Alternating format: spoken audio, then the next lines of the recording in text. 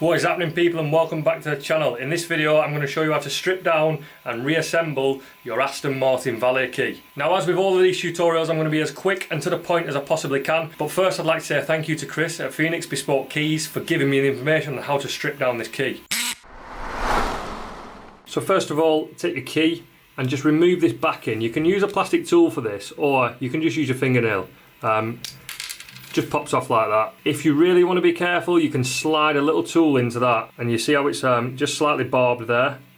Slide a little tool and you can press that in, but mine came off pretty easy. Now once you're inside this is how you now open it up further, and you're going to need something that's like flat bladed enough to get into there. You can use a flat blade key like from an Audi flip key, or you can just find a little tool. Obviously if it's softer it's better.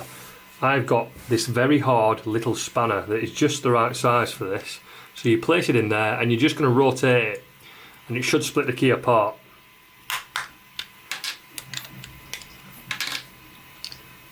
And then once it comes apart, you have access to the main board. Now you can see in there you've got the battery, and mine's got condensation on it, and that's why I'm stripping it apart, because I want to clean it. You can then remove the board, which has all your buttons in there. And while I'm in here, I'm just going to push my buttons back through because mine have all come separated.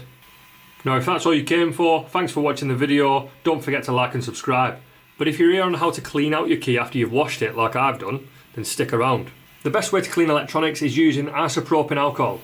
Now this obviously evaporates, so you can clean your circuit board, and what you're going to be left with is a residue that will eventually evaporate on its own. So first of all, I'm going to remove my battery. Just place any tool inside here and just pop it up like that.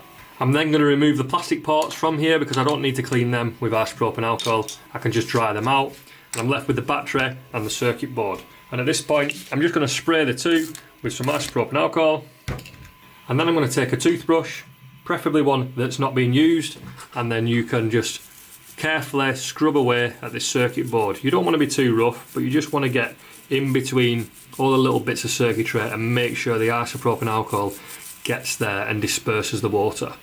And the same again on the other side, nothing too rigorous.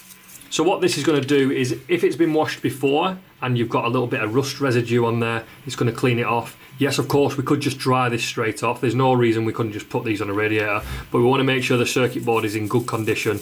And if you do have a little bit of corrosion on there, it'll just get worse. So this is a bit more of a preemptive method, because you know that you've wet your circuit board, so now you can make sure that it's not going to degrade more over time. And if you've got an Aston Martin key like this, you know how expensive they are.